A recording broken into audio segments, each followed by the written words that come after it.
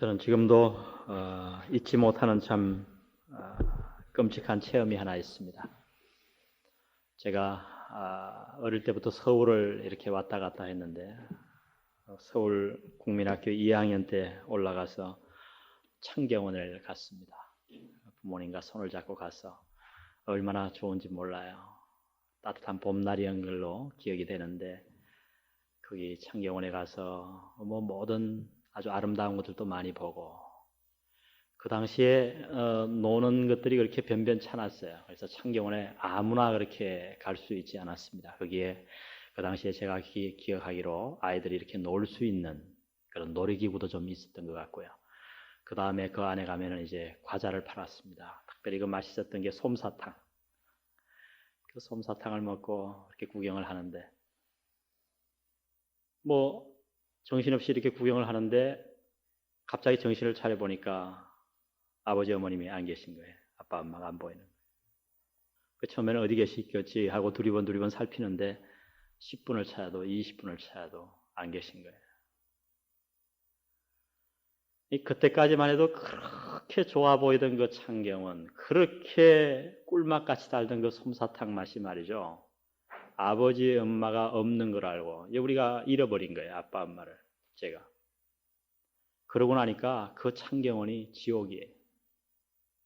다 쓸데없더라고요. 그리고 솜사탕 맛이 왜 이렇게 쓴지 몰라요. 제가 그것을 들고 다니다 그냥 버려버렸어요. 그리고선 울면서 아빠 엄마를 찾던 생각이 납니다. 결국은 다른 어른들의 도움을 받아서 해걸음할 때 겨우 부모님을 찾아서 집으로 돌아왔던 그런 기억이 납니다.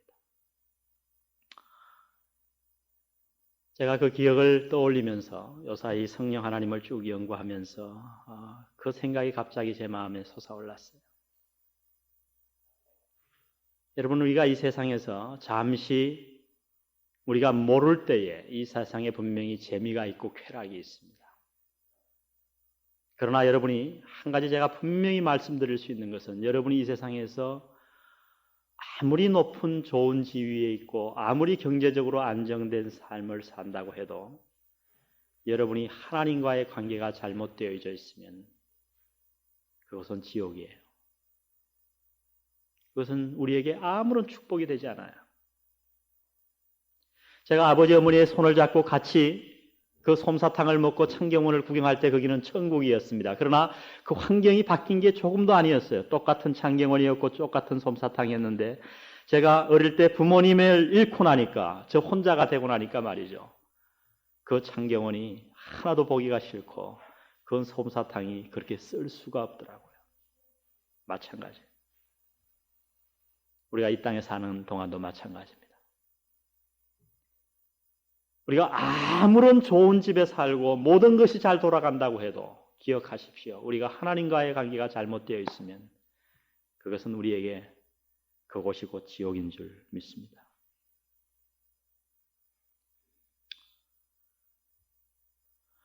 우리가 구원받았을 때에 우리가 이제 성령 하나님을 쭉 공부하면서 저의 초점은 하나입니다. 저와 여러분이 이 받은 구원이 얼마나 놀라운 구원이고 하나님께서 저와 여러분에게 이 구원을 베푸시기 위해서 얼마만큼 오래전부터 얼마나 세밀하게 준비하셨고 또 하나님께서 얼마만큼 우리에게 많은 배려를 하셨는가 하는 것을 우리가 위대하신 성령님을 공부하면서 깨닫기를 원합니다. 제가 성령님에 관해서 강의를 아마 좀 자세히 한다 그러면은 수요일 저녁만 해도 제가 자료를 준비해 보니까 한 1년을 해야 되겠더라고요. 그러나 제가 맥을 잘라서 제가 이번에 한 3, 4개월 동안 이 하려고 하는 성령님에 관해서 한 단면을 우리가 공부하기를 원하는데 그것은 무엇이냐 하면 우리의 구원과 관계된 성령 하나님입니다. 도대체 저와 여러분이 구원을 얻을 때에 우리가 어떻게 해서 구원을 얻었으며 이 구원을 얻기 위해서 저와 여러분에게 구원을 주시기 위해서 하나님이 성령 하나님이 어떤 역사를 하셨는가 그것을 공부하기를 원합니다. 순서가 약간 바뀌었습니다마는 지난 시간에 우리가 성령의 침례를 살펴보았고 오늘은 우리가 구원받기 전에 성령님이 저와 여러분에게 역사하셨습니다. 이미. 우리는 그냥 어느 날 길거리를 걷다가 어떤 전도사님을 만나서 어떤 이웃의 좋은 집사님을 만나서 아니면 갑자기 한번 교회에 오고 싶어서 그저 친구 한번 잘 만나가지고 교회에 턱 나와가지고 우리가 복음을 듣고 구원받은 것 같지만은 아니에요. 그것은 우리의 착각이에요. 이 세상에 구원 얻은 사람 치고 모든 사람, 단 한 사람도 예외 없이 구원 얻은 자는 반드시 누구의 인도를 받았냐 하면 성령 하나님의 인도를 다 받은 것입니다. 다만 어떤 사람은 그것을 분명히 알고 있고 어떤 사람은 그것을 모르고 있는 그 차이뿐이지 우리 모두는 다 성령 하나님의 인도를 받은 거예요. 그래서 오늘 이 저녁에는 우리가 구원받기 이전에 도대체 하나님의 자녀 되기 이전에 성령 하나님께서 저와 여러분을 하나님의 자녀 삼으시기 위해서 우리와 관계를 맺으시기 위해서 성령 하나님이 어떤 일을 하셨는가를 오늘 이 수요일 날 공부하기를 원합니다. 제목을 이렇게 정했습니다. 그래서 확신케 하시는 역사, 제가 관로하고 책망하시는 역사라고 했습니다. 책망하시는 역사. 오늘 한번 하나님의 말씀을 읽어보겠습니다. 요한복음 16장입니다.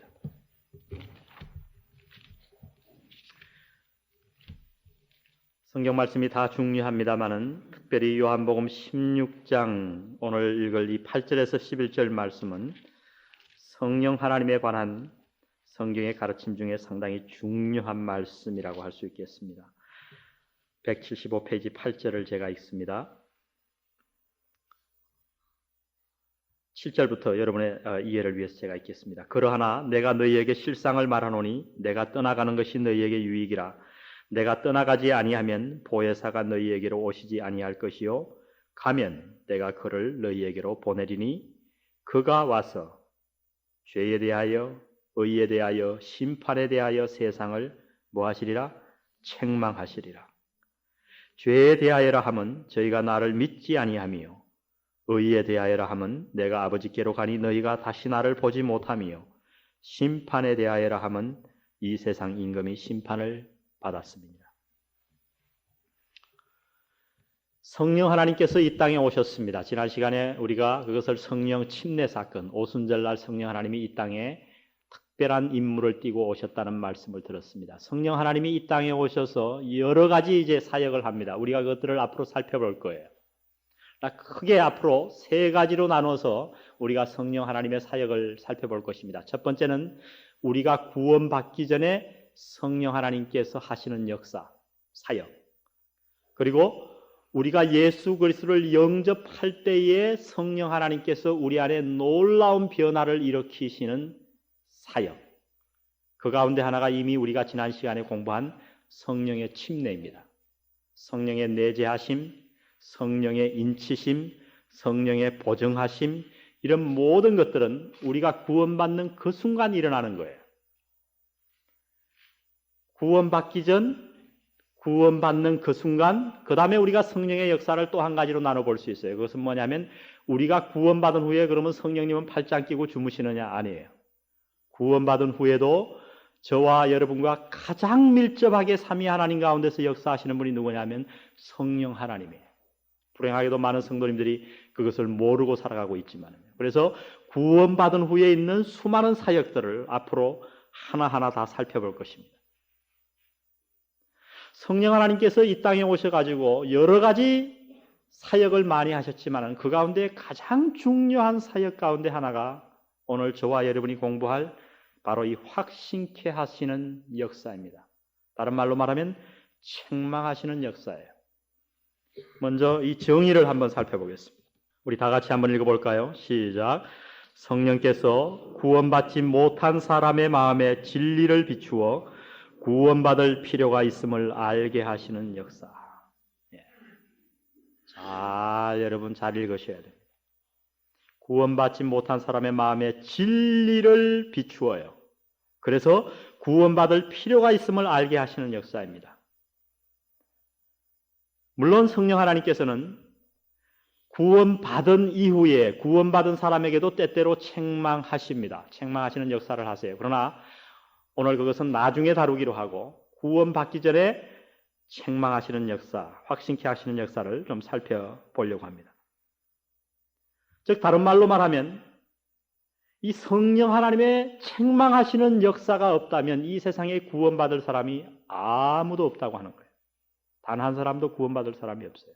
우리가 말을 바꾸면 어떻게 구원받고 어떻게 하나님의 자녀가 되어서 이 자리에 나와 앉아 있냐 하면 여러분이 알게 모르게 다 성령 하나님께서 역사하셨어요. 뭐라고 역사하셨냐면 우리에게 확신을 주시고 때로 우리를 책망하셨어요. 그래서 우리가 하나님의 자녀가 되었다고 하는 것입니다. 은혜예요, 여러분. 그래서 구원받은 게 내가 잘나가지고 구원받은 것 같지만 나중에 다 깨닫고 보면 하나님의 은혜예요. 어디에 대해서 확신, 책망을 하셨냐면 그 분야를 세 가지로 오늘 말씀하십니다. 첫 번째 뭐에 대하여서죠? 16장 9절 죄에 대하여라 함은 저희가 나를 믿지 아니하며 그랬어요. 죄에 대하여. 죄에 대해서 이 세상의 모든 구원받지 않은 사람들에 대해서 성령 하나님은 반드시 역사를 하십니다. 어떻게 역사하시냐면 죄에 대하여 책망을 하세요.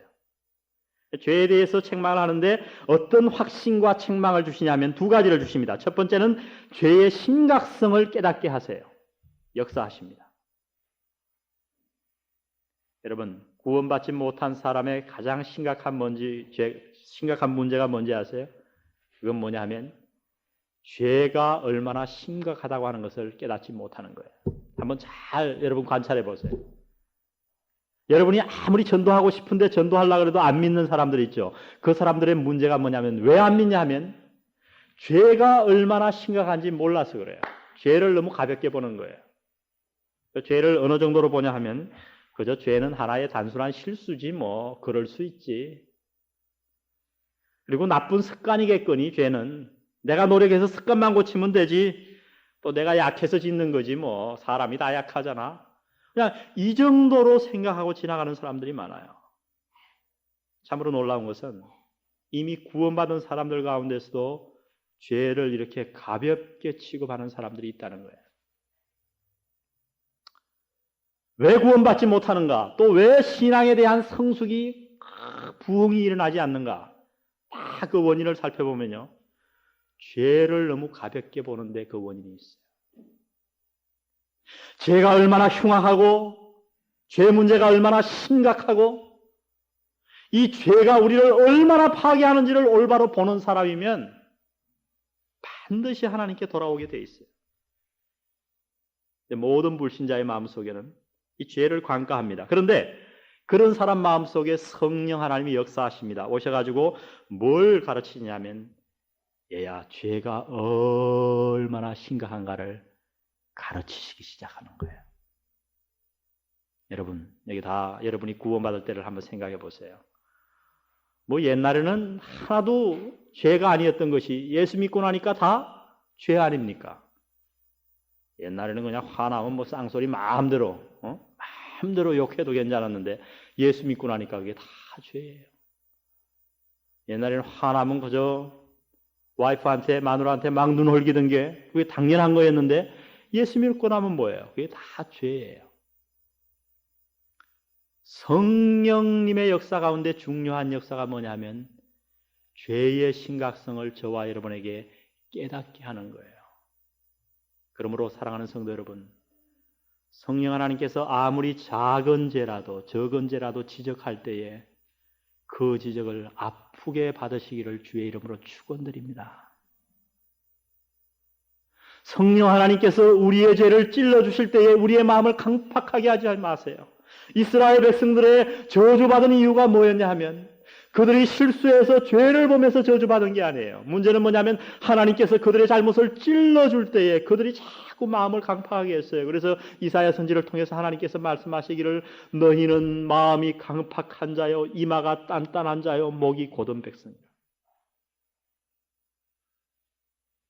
어떤 자가 축복된 자냐 하면 성령 하나님께서 죄의 심각성을 깨닫게 하실 때에 내 마음을 열고 그 아픔을 아멘으로 받는 거예요. 내 마음이 찢어지는 한이 있어도 예 주님 제가 지은 죄가 이렇게 심각합니다. 누가 그렇게 했어요? 다윗이 그렇게 했잖아요. 죄를 한참 지을 때는 몰랐어요.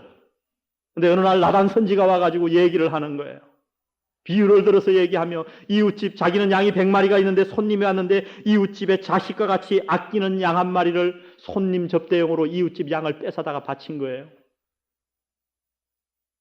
다윗이 울분을 했습니다. 그런 자가 우리 민족 중에 있다니 내가 용서하지 아니하리라. 그때 나단이 말하기를 뭐라고 그랬어요? 하나님의 감동을 입어서 그가 바로 당신이요. 그랬을 때 다윗은 그 성령께서 죄의 심각성, 자기가 얼마나 큰 죄를 범했는가를 보여주실 때에 그대로 그것을 받은 줄 믿습니다. 시편 51편에 보면 그가 침상을 눈물로 다 적시면서 회개했다고 그랬어요. 성령 하나님은 우리의 죄의 심각성을 책망하시며 보여주십니다. 야고보서 2장 10절 한번 읽어보겠습니다. 야고보서 2장 10절.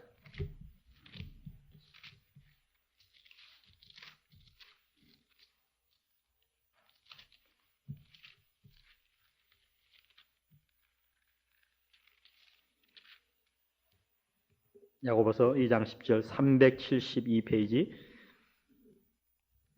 여러분 잘 아시는 말씀이죠? 다 같이 한번 읽어보십시다. 시작. 누구든지 온 율법을 지키다가 그 하나에 그치면 모두 범한 자가 되나니. 성령 하나님께서 바로 이 일 하시는 거예요. 구원받지 못한 사람, 아니 구원받고 나서도 죄에 민감하지 못한 사람들의 생각 저변에는 늘 어떤 게 있냐면 우리의 기준이 뭐냐면 하나님이 아니에요. 하나님의 법이 아니고 늘 누가 나의 기준이냐면 이웃이 나의 기준이에요. 여러분 전도해보면 가장 예수 안 믿는 이유가 뭐예요? 전도할 때 가장 어려운 것이 당신이 죄인이라고 하는 것을 깨닫게 하는 거예요. 그것만 깨달으면 그 다음은 그냥 풀려요. 매듭이 풀리시 그냥 풀려요. 당신 죄인이요 그러면 그냥 기분 나빠하거든요. 죄인이요 그러면 늘 늘어놓는 변명이 뭐예요? 지금까지 내가 남의 돈 떼먹은 거 없고 남에게 특별히 나쁜 일 한 거 없고 그 말 쭉 하는 저변에는 누가 기준이냐면 이웃이 기준이에요. 길가에 지나가는 사람들. 그래서 그 이웃과 비교해 보니까 내가 별로 나쁘지 않은 사람이다 이거죠. 그러나 그 판단도 잘못된 거예요. 왜요? 사람은 늘 남의 눈에 있는 티는 잘 봐도 자기 눈에 들보는 못 보는 게 사람이거든요. 남이 연애하면, 유부녀가 연애하면 그거는 간통죄고 내가 연애해봐요. 그건 멋있는 사랑이지. 꼭 그래요. 그러한 기준을 갖고 있기 때문에 죄인이라는 것을 용납하기 힘들어한단 말이죠. 그래서 바로 그 이유 때문에 오늘 야고보 선생이 말한 거예요. 만일 누가 온 율법을 다 지켰어요. 수만 가지 율법 가운데 그것을 다 지키다가 그 중에 한 가지만 범해도 뭐가 되느냐? 범죄자가 된다는 거예요. 이것이 바로 성령 하나님이 일하시는 방법입니다. 우리는 늘 얘기합니다. 그래서 죄인은 죄인인데 좋은 죄인이 있고 나쁜 죄인이 있다고 그래요. 늘 내가 생각하기를 그래 성경 말씀을 갖다 대고 아니 도덕죄를 갖다 대가지고 뭐 당신 죄인이지 않소 이렇게 얘기하면 늘 하는 얘기가 그래요. 저도 죄인입니다. 이 세상에 죄 안 지은 사람이 어디 있습니까? 그러나 저는 그렇게 나쁜 죄인은 아니에요. 여러분 하나님 앞에서는 나쁜 죄인과 좋은 죄인이 없습니다. 한 가지로 아무리 작은 죄를 지어도 그 사람은 하나님 앞에 범죄자라고 하는 거예요. 그 확신을 누가 시켜주냐 하면 성령 하나님이 시켜준단 말이에요. 성령 하나님. 여러분 다 죄인이십니까? 아멘. 과거에 죄인이셨습니까? 예. 여러분이 그렇게 믿은 그것이 그냥 누가 목사님이 여러분을 세뇌시켜서 그렇게 한 게 아니고 누가 그 마음을 주셨냐면 성령 하나님이 주신 거예요. 여러분 그것이 축복인 줄 아세요? 큰 축복이에요. 내가 죄인임을 깨닫는 것, 죄가 얼마나 심각한 것임을 깨닫는 것, 그것같이 큰 축복이 없어요. 그분은 성령 하나님의 책망을, 역사를 마음에 받은 분입니다. 자, 죄의 심각성에 대해서 깨닫게 하시고 그래서 로마서 3장 23절에 다 같이 한번 외워볼까요? 시작. 모든 사람이 죄를 범하였음에 하나님의 영광에 이르지 못하더니. 그게 원어로 보면 아주 재미있어요. 모든 사람이 죄를 범하였음에 하는 그거는 단순 과거를 표현해가지고 이 세상에 있는 모든 인류는 이미 다 죄인이 되었다고 단죄하는 거예요. 미래에 태어날 사람까지. 모든 사람이 죄를 범하였습니다. 바로 이 하나님의 기준으로 본 거죠. 사람의 기준이 아니라. 그 다음에 하나님의 영광에 이르지 못하더니 그것은 현재 진행형이에요. 그 결과 우리는 죄인이라서 하나님의 그 거룩하신 영광에 우리가 다다르지 못하고 있다. 이렇게 얘기하는 겁니다. 죄의 심각성. 자, 두 번째로 죄에 대하여 성령 하나님이 책망하시는데 가장 중요한 죄에 대해서 책망하는 게 뭐냐면 예수를 믿지 않는 죄입니다. 요한복음 16장 아까 가보세요. 9절 다 같이 한번 읽어볼까요? 9절 시작. 죄에 대하여라 함은 저희가 나를 믿지 아니하며.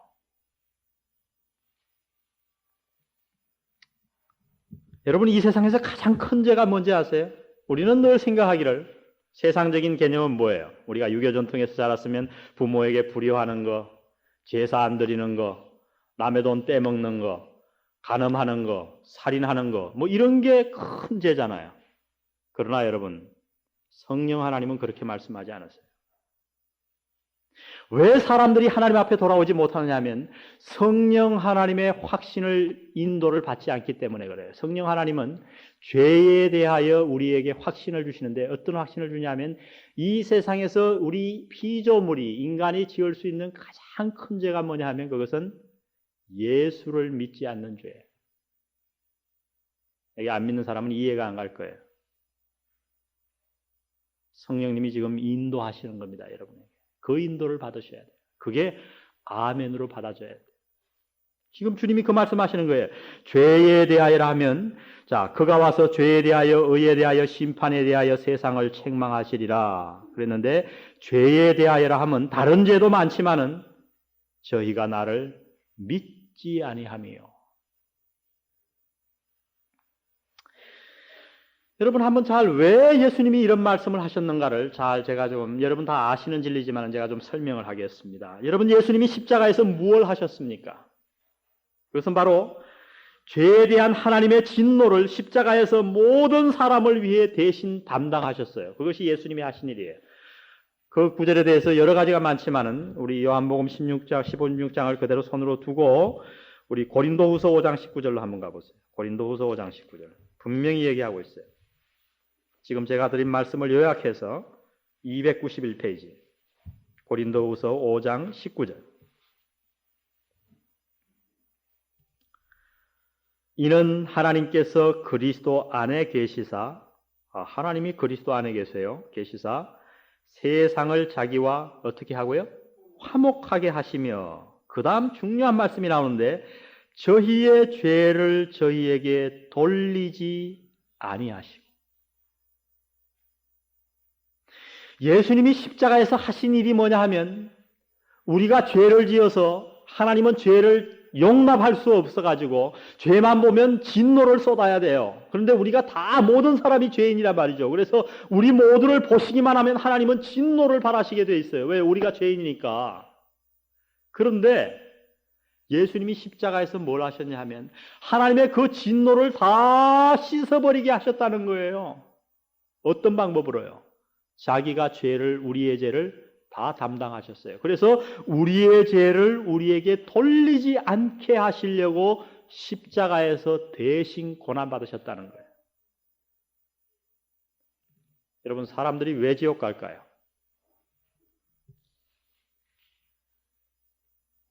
사람들이 왜 지옥 가요? 죄를 지었어요? 아니요. 여러분, 죄를 지어서 지옥 가는 게 아니에요. 그것은 잘못 아시는 거예요, 여러분. 왜요? 물론 우리가 죄를 지었기 때문에 지옥 가게 됐지만 이제는 더 이상 죄 때문에 지옥 가는 게 아니에요. 왜 그렇게 얘기할 수 있어요? 죄를 누가 다 해결해 주셨다 그랬어요? 예수님이 다 해결해 주셨어요. 그거 해결하시려고 하나님이 이 땅에 오셔서 자신의 목숨을 버리시면까지 내가 다 이루었다고 했잖아요. 죄의 값을 다 갚으셨잖아요. 그러므로 여러분, 사람들이 지옥 가는 이유는 죄 때문에 지옥 가는 게 아니에요. 자기가 죄를 지어서 지옥 가는 게 아니라 하나님의 유일한 해결책, 이 죄에 대한 해결책을 받아들이지 않기 때문에 지옥 가는 줄 믿습니다. 도저히 우리 힘으로는 어찌할 수 없는 이 심각한 죄의 문제를 우리가 해결할 수 없는 것을 아시고 하나님이 친히 해결해 주셨어요. 유일한 해결책. 하나님이 다 해결해 주시고 얘들아 내가 이렇게 해결했노라 이것을 받거라. 그런데 어떤 사람들은 그것을 받고 어떤 사람은 받지 않는 거예요. 그러므로 우리는 이렇게 얘기할 수 있어요. 우리가 왜 지옥 가는가? 어떤 사람들이. 그 이유는 죄 때문에 지옥 가는 게 아니라 하나님께서 그 죄를 해결하신 그 해결책을 거절하기 때문에, 거역하기 때문에 지옥 가는 거예요. 그래서 성경에 말하기를 성령을 회방하는 죄 사함받지 못한다고 그랬어요. 왜요? 성령께서 뭘 하시는데요? 성령님이 바로 그것을 얘기하시잖아요. 얘들아, 예수님께서 너희의 모든 죄를 대신하시고 해결하셨다. 화목하게 하셨다. 믿어라. 그런데 사람들이 그것을 거절하기 때문에 지옥에 간다고 하는 것입니다.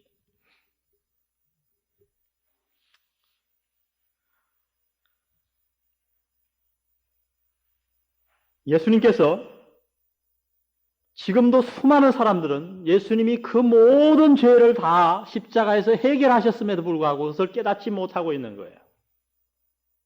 그리고 그것이 얼마나 심각한 죄인지를 깨닫지 못해요. 어떤 분이 이런 비유를 쓰더라고요. 제가 지난번에도 말씀드렸지만은 시골에 산 노총각이 옆집 처녀를 사랑했습니다. 그래서 어떻게 그 사랑을 표현할 줄을 몰라가지고 덜에 가가지고 들꽃을 막 예쁜 거를 하루 종일 골라가지고 한 다발을 이렇게 딱 그 처녀에게 줬어요. 얼마나 망설였겠어요. 몇 날 며칠을 망설이다가. 근데 그 처녀가 그 꽃을 탁 받자마자 땅바닥에다 탁 팽개치더니 발로 지근지근 밟는 거예요. 그 용서받을 수 있어요? 그 용서 못 받아요. 하물며 하나님이 우리를 사랑하셔서 꽃을 주신 정도가 아니라 자기 목숨을 이 땅에 와셔서 버리셨는데 그것을 거역하는 죄가 얼마나 큰가를 한번 묵상해 보시기를 바랍니다. 믿지 않는 사람들은 그저 도덕적인 죄만 자꾸 생각하는 거예요. 살인하고 간음하고 뭐 이런 것들만 자꾸 죄로 생각하는데 지금 성령 하나님께서 저와 여러분 마음속에 믿지 않는 사람들 마음속에 꾸준히 계속해서 책망하시고 확신시키는 게 뭐냐면 이 세상에서 가장 큰 죄는 다름 아닌 하나님의 사랑을 받아들이지 않는 죄. 그 하나님의 사랑이 어디에 나타났어요? 누구에게 나타났어요? 삼위 하나님 가운데 예수님에게 나타났어요. 예수님의 생애 가운데 어디에 나타났어요? 십자가에 나타났어요. 얘들아 내가 너를 사랑한다. 내가 너를 사랑한다. 여러분 이 땅에 살 때에도 한 사람의 진정한 사랑을 모멸하고 멸시할 때에 화가 오는 것을 우리가 종종 봅니다. 부모의 사랑을 함부로 무시할 때 하나님 그냥 남겨두지 않아요. 그 사람 인생에 반드시 간섭하십니다. 하물며 하나님의 사랑이겠습니까? 많은 사람들이 이것을 죄로 모른단 말이죠. 그런데 이것이 죄라고 하고 책망하고 확신시켜주는 것이 누가 그렇게 하냐면 누가 한다고요? 성령 하나님께서 그렇게 하시는 거예요. 오늘 여기에 보니까 여러분은 다 예수 믿지 않는 게 얼마나 큰 죄인가를 다 아시는 분 같아요. 아멘? 예. 누가 그렇게 해주셨냐면 성령 하나님이 그렇게 해주신 거예요. 은혜예요, 여러분. 은혜예요.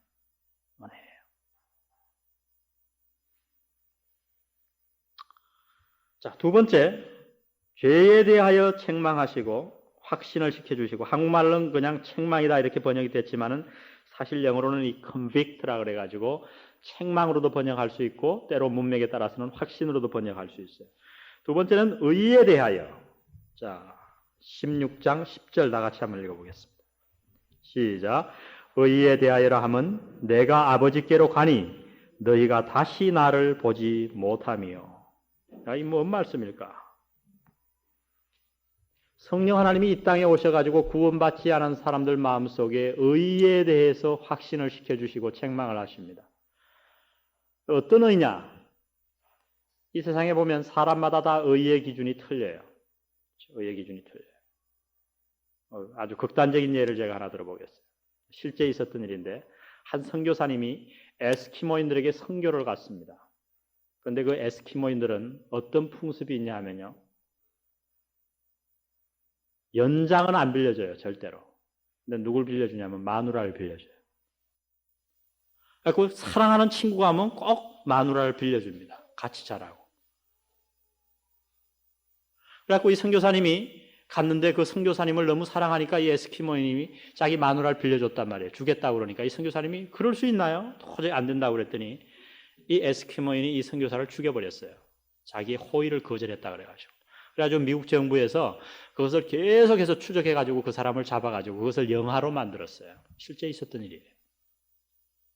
이건 뭘 보여주냐 하면 우리 사람의 의의 기준이 얼마나 사람마다 제각기 다르냐 하는 거예요. 이 문화에 가면 큰 죄인 것이 이 문화에 가면 미덕이 될 수도 있다는 거예요. 그런 것들이 굉장히 많아요. 한국에서 보신탕 못 먹으면 교제가 안 되죠. 그죠? 근데 미국 가서 여러분 보신탕 먹었다고 그래 보세요. 우리 아들한테 보신탕 먹었다 그러면 아마 우리 아들이 오늘부터 제 얼굴을 안 보려고 그럴 거예요. 근데 지도 먹었거든요. 제가 속이고 줬어요. 이 테이프 들으면 큰일 나는데. 이 뭐냐 하면 사람마다 의의 기준이 다 다르단 말이에요. 근데 성령 하나님께서 의에 대해서 우리에게 확신을 시켜준다는 거예요. 그런데 그 의에 대하여라 함은 여러 가지 의가 있지만은 이상한 말씀을 하세요. 그 다음에 내가 아버지께로 가니 너희가 다시 나를 보지 못하며. 자, 이게 뭐냐? 이 말씀은 뭐냐면 내가 아버지께로 가니 그랬으니까 그게 뭘 뜻할까요? 부활 성천 가운데 성천이죠. 성천.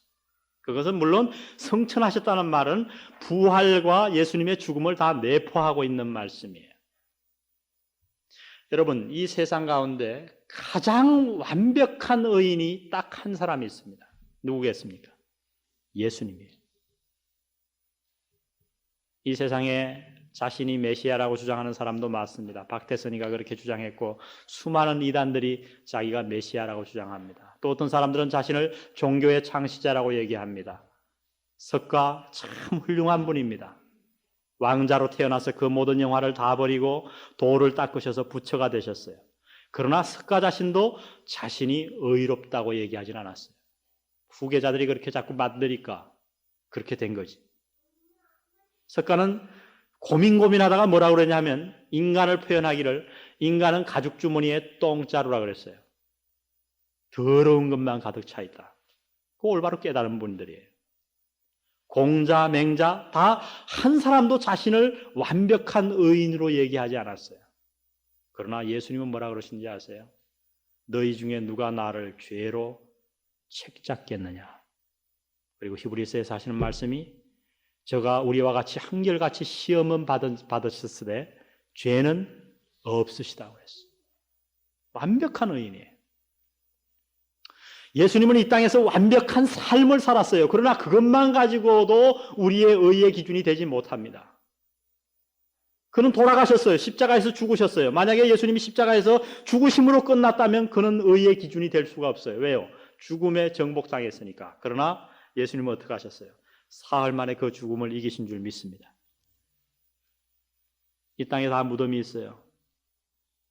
석가, 맹자, 공자 다 이 땅에 묻혀 있습니다만 예수님의 믿음만이 비어 있어요. 왜요? 그는 하나님이시기 때문에. 살아나셨단 말이죠. 부활성천하셨단 말이죠. 우리에게 다 다른 기준의 의의가 있지만은 하나님이 제시하는 의의가 다른 의의가 있다는 거예요. 왜 예수님이 부활성천하셨냐? 왜 예수님이 십자가에 죽으셨는가? 단 한 가지 이유예요. 우리에게 새로운 의의를 제시하시기 위해서. 제가 굉장히 복잡하게 제 얘기를 하는 것 같지만 제가 지금 성경 말씀 얘기하는 거예요. 간단하게 여러분의 눈을 제가 띄워드리길 원합니다. 로마서 3장 보세요. 거기에 가면 제가 지금까지 이렇게 길게 제가 말을 잘 못하기 때문에 이렇게 길게 설명했는데 사도 바울은 그것을 두 구절로 딱 설명해 줬어요. 로마서 3장 20절.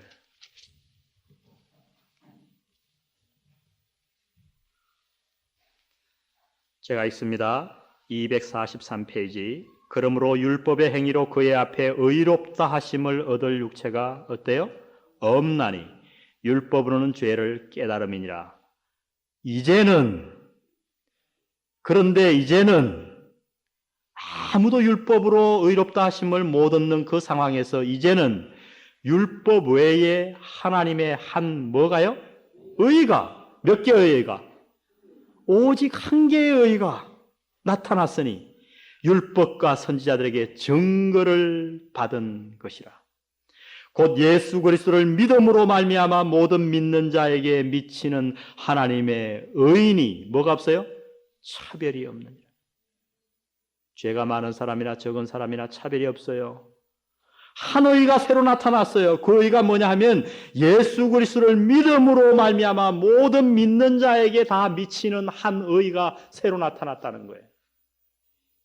이 의에 대하여 누가 증거한다고요? 성령 하나님이 증거한다고요. 성령 하나님이 오시기 전에는 사람들이 어떻게 생각했냐면, 내가 그래도 남의 돈 안 떼먹고, 나는 그래도 남을 많이 도와줬고, 나는 죄 안 졌으니까 나는 의롭고, 저쪽 김서방은 정가가 3번이니까, 별이 3개니까 나보다는 도덕적으로 못하다.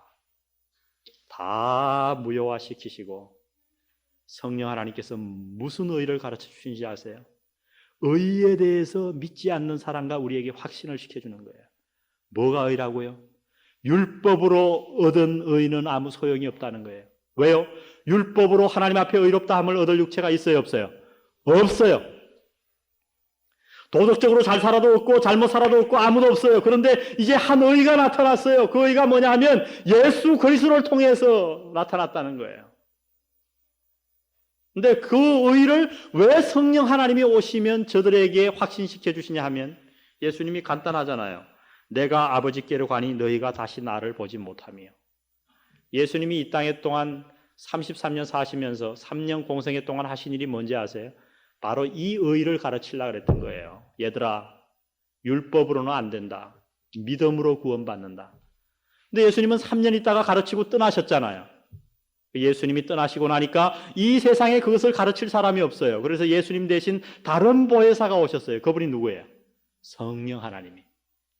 그래서 성령 하나님이 이 땅에 와서 많은 사역을 하시지만은 그 중에 하나가 뭔지 아냐면 의의 새로운 의를 가르치는 거예요. 우리는 계속 예수 믿고 나서도 뭐예요? 새벽기도 며칠 잘 나오면 요새는 내가 굉장히 의로운 것 같아. 자꾸 행위로 돌아가려고 그러는 거예요. 사랑하는 성도 여러분, 행위로 돌아가지 마시고 주님과의 관계로 돌아가시기를 주의 이름으로 축원드립니다. 누가 의로운 자인가? 주님과 긴밀한 교제를 하는 자가 하나님 앞에서 신분적으로 과정적으로 거룩한 자인 줄 믿습니다. 의에 대하여, 하나님이 제시하는 의에 대하여 확신시켜 주십니다. 마지막, 심판에 대하여 11절, 6장 11절, 심판에 대하여라 함은 이 세상 임금이 심판을 받았음이니라. 이 말씀이 뭐냐? 왜 이 말씀을 하셨을까? 두 가지를 가르치십니다. 다 한 얘기인데 심판의 확실성을 가르치는 거예요. 성령 하나님이 이 땅에 오셔서 구원받지 못한 사람이나 구원받은 사람에게 뭘 가르치냐면 심판이 확실하다. 그 심판의 확실성을 어떻게 가르치냐 하면 누가 심판을 이미 받았어요? 이 세상의 임금. 이 세상의 임금이 누구예요? 누구예요? 예? 마귀요? 아니에요. 마귀 아니에요. 누구예요? 예? 사탄이요. 목사님 사탄이 마귀죠? 아니에요. 제가 언젠가 사탄론을 또 하고 싶은데 사탄은 단 한 사람입니다. 단수예요. 마귀는 복수예요. 사탄은 마귀의 대장이에요. 아시겠어요? 사탄이에요. 이 세상의 임금. 우리가 사탄을 굉장히 경홀히 여겨요. 아주 아무것도 아닌 것처럼 여기는데 여러분 그것은 잘못이에요. 성경을 잘 보면 하나님이 만드신 피조물 가운데 가장 아름답고 훌륭한 존재가 누구였는지 아세요? 사탄이에요. 근데 지금 뭘 말씀하냐면 하나님이 만드신 이 피조물 가운데 가장 아름답고 가장 훌륭하고 하나님 다음으로 지위가 높았던 그 천사, 계명성의 루시퍼 천사, 그 천사가 죄를 범했을 때 하나님이 가차없이 그 위대한, 그 아름다운 사람을 어떻게 했어요? 심판하셨다는 거예요. 뭔 얘기를 하고 싶어 하세요? 하나님이 그 위대한 하나님 다음 가는 자리에 있던 그 루시퍼가 죄를 범했을 때 그를 심판했다면 하물며 저와 여러분이겠습니까? 우리가 심판할 때 하나님이 심판 안 하시겠습니까? 성령 하나님이 그것 가르치시는 거예요. 여기 아직도 예수 그리스도를 믿지 않은 분이 계시면 이 말씀을 심각하게 받으셔야 합니다. 주님을 믿지 않을 때 여러분은 앞으로 심판받을까 말까가 아니에요. 너무너무 확실한 거예요. 그래서 사탄이라고 표현하지 아니하고 예수님은 이 세상 임금이라 그랬어요. 한 나라의 임금이 아니고 이 세상을 다 다스리는 임금과 같은 존재예요. 이 요한복음이 쓰여질 때 여러분 임금과 종의 차이가 얼마나 컸어요. 이 임금은 마음대로 종을 죽일 수가 있어요. 그런데 이 임금인 사탄이 죄 때문에 심판받았다면 하물며 우리겠느냐 말이죠. 우리의 죄로 인해서 우리는 반드시 우리가 죄의 문제를 해결하지 않을 때 심판받을 것을 성령 하나님이 가르치신다는 거예요. 오늘 이 세 가지를 이미 다 여러분은 성령 하나님의 인도를 받고 이 자리에 앉아 있는 줄 압니다. 그러나 예수 믿고 나서도 이 세 가지에 대한 확신은 여전히 필요합니다. 성령 하나님은 지금도 무사람의 마음에 다니시면서 이 세 가지 역사를 하시는 거예요. 확신케 하시는 역사, 책망하시는 역사. 첫 번째 뭐에 대하여? 죄에 대하여. 두 번째 의에 대하여. 세 번째 심판에 대하여. 이 세 가지 성령의 역사를 우리 마음 안에 주실 때에 아멘으로 받는 저와 여러분 되시기를 바랍니다. 우리 잠깐 기도드리시겠습니다.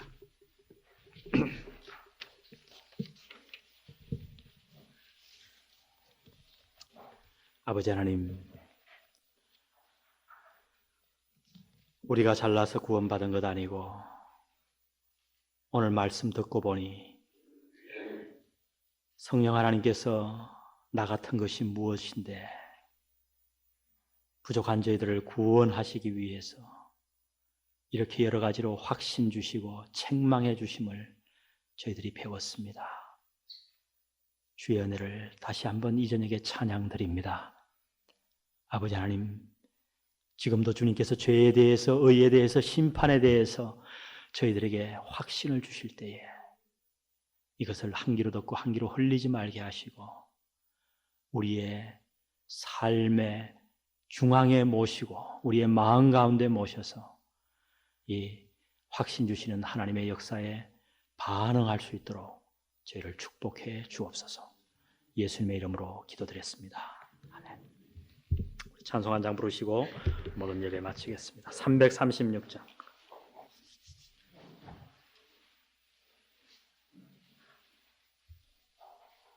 가사를 잘 생각하시면서 찬양하십시다.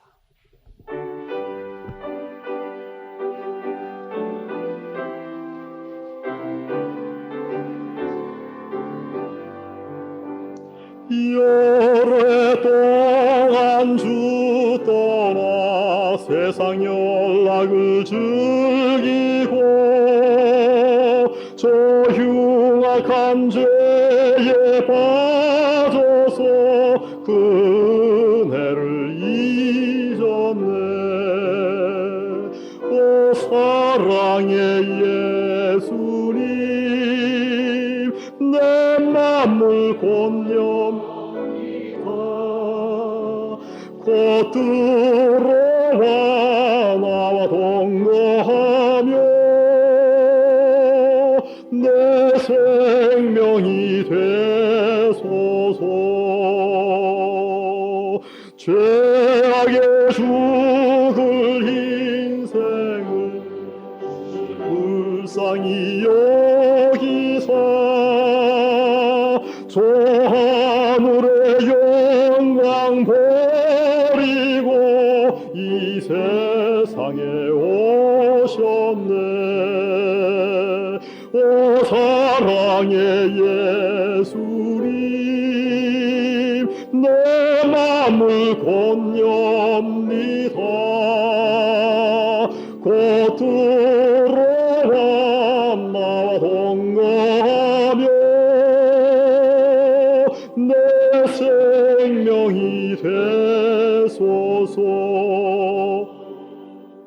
홍포를 입은 구주는 가시면류관 쓰시고 그 십자가 높이 달리사 그 아픔을 참았네. 오 사랑의 예수님, 내 마음을 권념니다. 곧 들어와 나와 동거하며 내 생명이 되소서. 미련한 우리 인생은 너를 모르고 그 쓸쓸한 사막 가운데 늘 헤매고 다녔네. 오 사랑의 예수님, 내 마음을 권념니다. 곧 들어와 나와 동거하며 내 생명이 되소서. 기도하십시다. 주님, 우리가 너무도 주님의 사랑을 가볍게 여겼습니다. 이 성령 하나님에 관해서 우리에게 가르쳐 주심을 감사합니다. 하나님의 말씀을 공부해 나가는 동안에 성부, 성자, 성령 하나님이 나를 얼마나 끔찍하게 사랑하셨는가를 남김없이 다 깨달을 수 있도록 저희를 축복해 주옵소서. 오늘 예배에 나온 사랑하는 성도들의 삶을 축복해 주셔서 남은 며칠 동안 성령 하나님과 교제하며 오늘의 가르침을 다시 되새겨보며 주님과 동행하는 삶 살게 도와 주옵소서. 돌아가는 발걸음 주께 의지하오며 예수님의 이름으로 기도드렸습니다.